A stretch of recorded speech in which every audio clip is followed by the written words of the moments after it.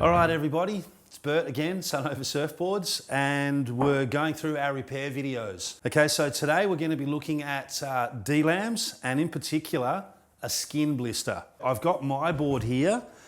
I don't know if the camera can see this, but there's a fairly kind of big, soft, squishy blister right here. So this has actually been like this for over a year and it hasn't got worse. And it basically just gets aggravated from that knee just pounding in the same spot.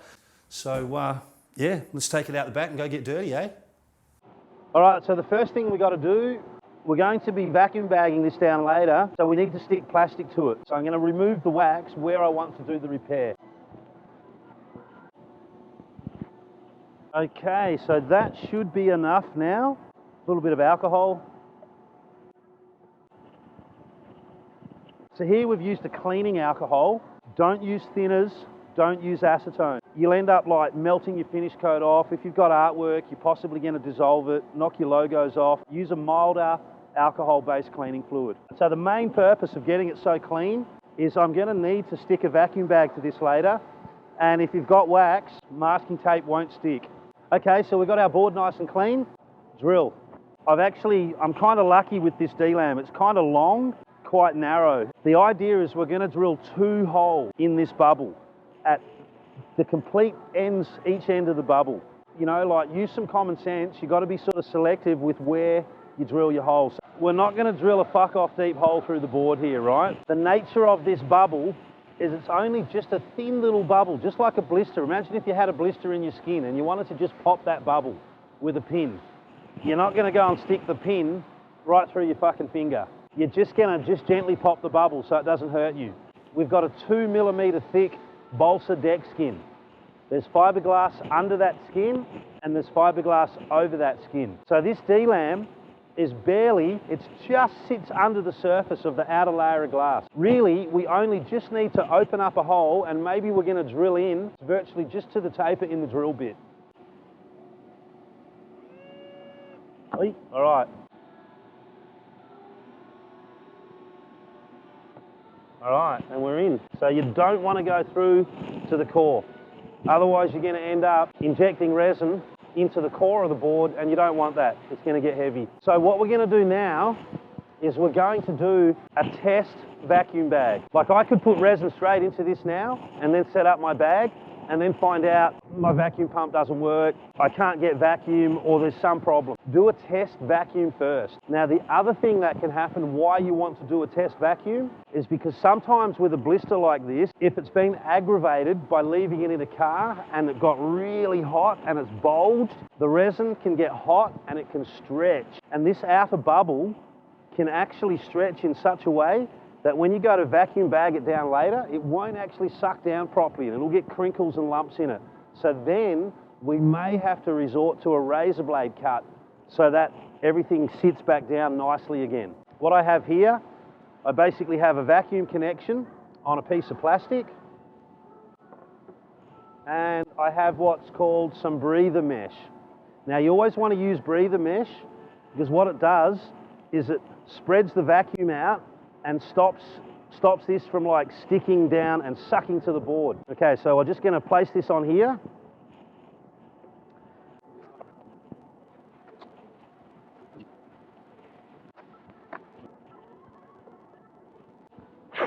Vacuum connection.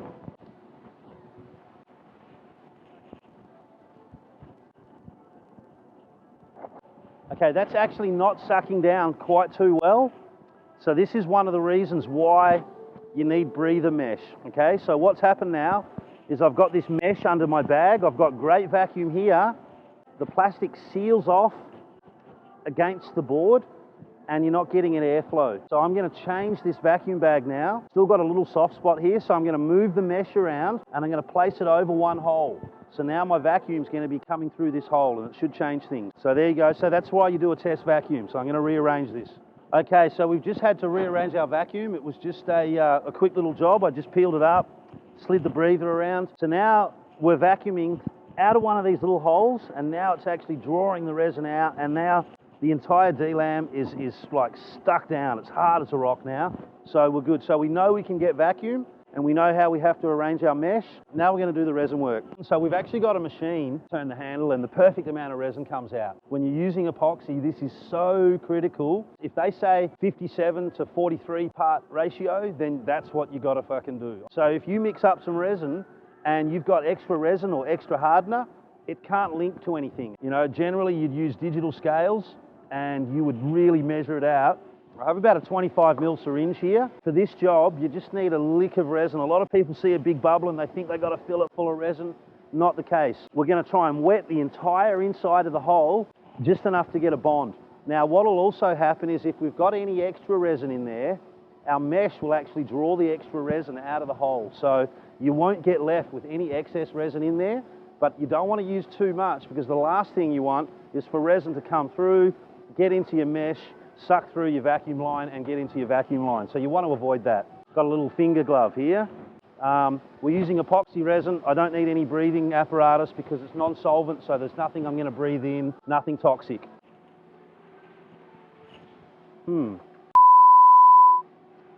That was dirty. I did a bad thing here. Got a little bit of resin on my board. Don't want that at all. Normally you'd have a little plate, just like a little piece of cardboard, so that you can put the resin down.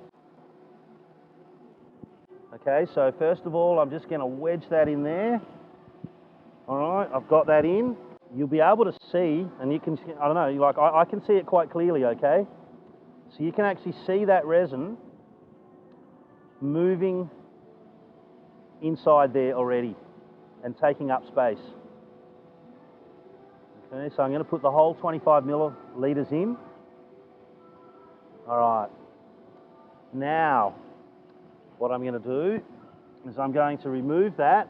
I'm going to place my finger over this hole so I get a seal, okay? Then I'm going to use my other hand and I'm going to slowly, can you see that moving across inside the bubble there? I'm going to slowly push this wave of resin. So now already, I've already got, that's the first half done, okay? And I'm just going to push this resin through.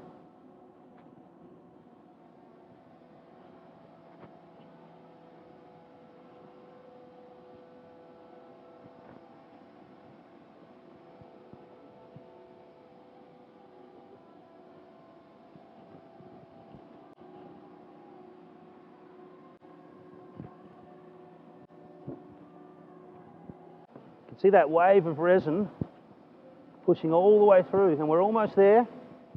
Okay, so now we've got the entire inside, and I'm just about to, I hope the camera can see this, but it's just about to, there we go. Okay, and we've got it. Okay, so now our entire inside of our bubble is actually wet out. We've got it everywhere. Okay, once we apply vacuum, any excess resin is actually going to suck back out those holes too. Wipe off this extra.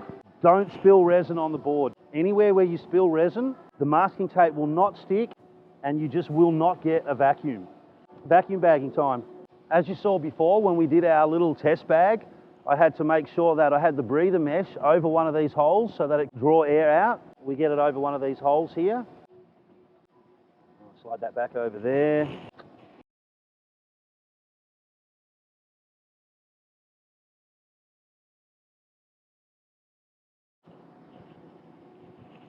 All right, that feels good. Okay, vacuum connection.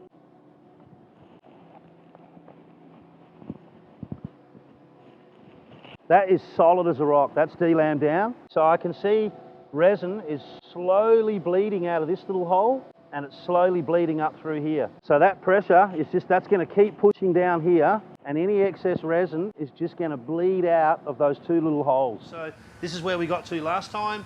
Vacuum's unhooked, so now I'll just untape everything. I'll save that for another job. So you see the overall job now, the whole bubble area is stuck down really good. Okay, so one of the consequences of doing this repair is before where I had a bubble, now I'm going to be left with a subtle dent. That's just life. There was one thing I actually missed at the last stage, and that was, you saw me, I hooked the vacuum up and I didn't discuss vacuum. Okay, so vacuum pressure is actually quite important. When you're doing vacuum bagging and you're using an EPS core, you don't want to over vacuum the board, or else you can actually suck all the air out of your board and you can turn it into a prune. When you do a repair, 20% to 25% of full vacuum. So what we're left with now, 2 tiny little holes, like literally nothing worse than like a puncture from a snake bite, which is what you saw my syringe do last time. So now the only thing left to fix is just to actually sand back and put a few little patches of glass just on these 2 little spots here. All right, so 80 grit on a hard pad is what we're going to use for prep sanding. 80 grit's good because it's nice and aggressive, it just gets the job done. Hard pad because you can focus in, and we'll discuss sanding pads later on when we do further stages. I've got a variable speed one here. Honestly, a lot of people, they work on boards, they just crank the speed right up, they hack into it. Just put it on the slower speed. Man, you don't need to kill it. It just makes it like a lot easier. You can focus on your work better. Oh, the other thing I forgot to mention, I get one of these on all my boards, but I also have my boards done in vapor glassing, which is the lightest glass job we do. I'm willing to deal with that. I've got 2 layers of glass here. I'm just going to sand 2 layers of glass off and just touch the wood.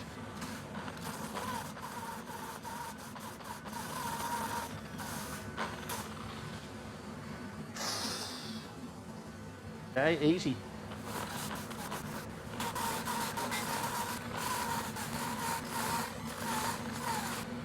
Okay, done. All right, so I've just knocked off both layers of glass and I've just touched the wood where my little resin spots are. Okay, we'll quickly get rid of this dust.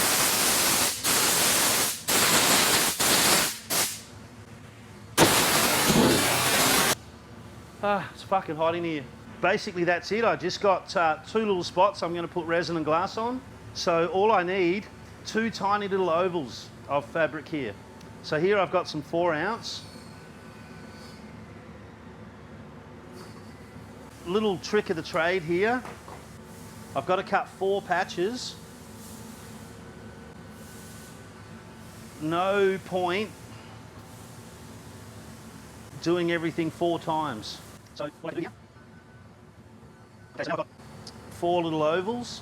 Okay, now the reason I have an oval shaped patch of glass is because when you cut squares, okay, and I'll just cut a square to show you, squares can fray really badly and you lose the corners and the glass just kind of gets messy.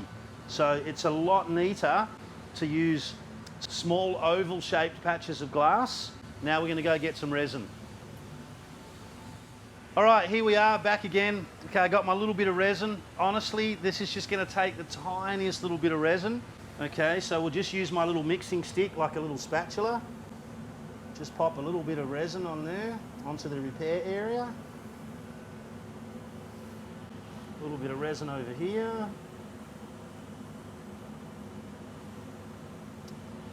Okay, then I'm just going to drop a patch on and another patch. Now you'll notice I do it one patch at a time, and that's essentially just so everything wets out nicely and the resin is able to soak through. If you put all your patches on at once, sometimes you can trap bubbles between the layers.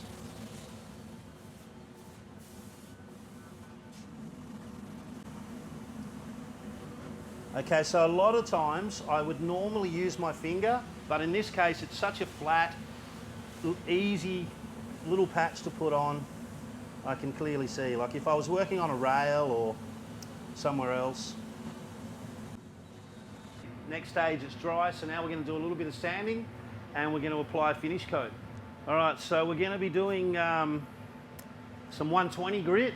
So you saw yesterday we did our prep sanding with 80 because it's nice and aggressive. So now we're doing finish sanding. So we're just starting with a little bit of paper that's slightly lighter. You're going to crank the machine right down. Honestly, you work slow, it's better. You're not throwing dust into the air. I've scooped it out already, so my glass is sitting there. Virtually, I just got to get these 2 patches level and we're good.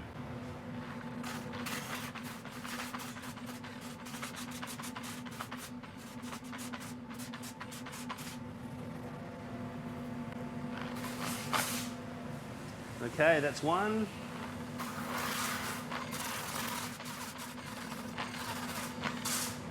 All right, Right, so as a general rule, you always want to use a flat sanding pad on a flat board. A lot of people make the mistake of trying to sand like this. You're always going to fuck your board up. So you've got a flat board, you've got a flat pad. Keep the pad as flat as possible so you get a nice finish. In the case of this one, because I'm working on a bit of a contoured surface, I don't have a choice. I've just got to lift the machine a little bit. So it's not like I'm breaking the rules, but I've just got extenuating circumstances.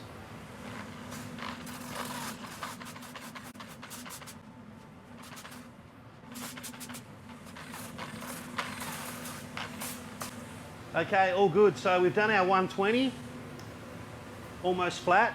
Now we're going to go to, so I just used 120 on a hard pad so I could focus on the ding.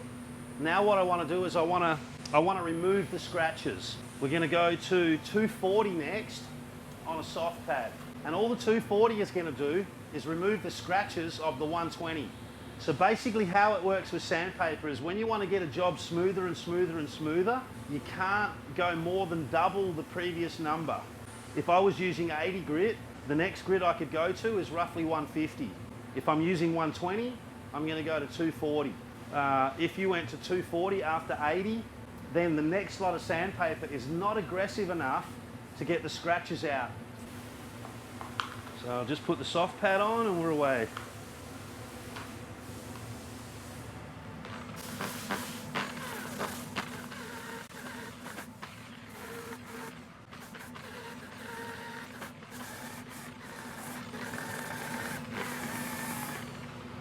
Now soft pads are good because they just you can't really do much damage with a soft pad. Soft pads are good when you just want to get scratches out from your previous paper, get your board prepared for a finish coat.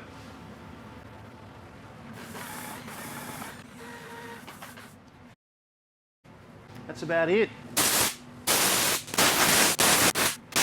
Okay, so now we're going to hit it with some finish coat. I've got a little bit of 2-pack clear in this gun. I'm just going to touch the 2 little spots that I've sanded back. Let me just check if this is all good. Okay, let's go a bit more direct. Okay, so for finishing, you generally you don't want to blast the shit into the air. So you noticed I've toned the pressure down. I've gone and created a thin jet. I've got such a small little spot, I just want to put a little spot on it. So here we go.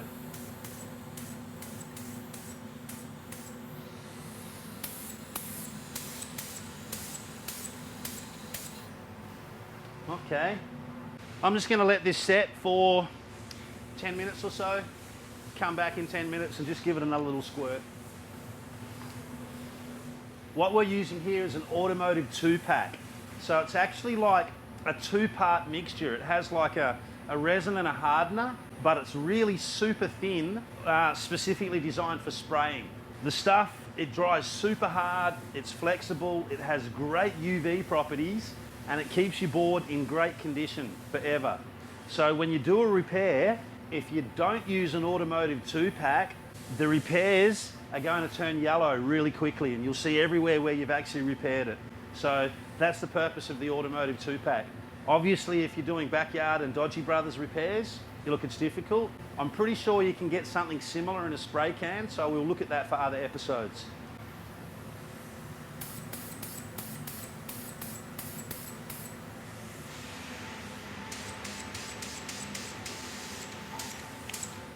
Okay, so that job's basically done. I'm going to leave this now sit for about 3 or 4 hours, and once this is dried off nice and hard, I'm going to come back and rub it back with some 600 wet and dry so I can match in my matte finish, and we're done.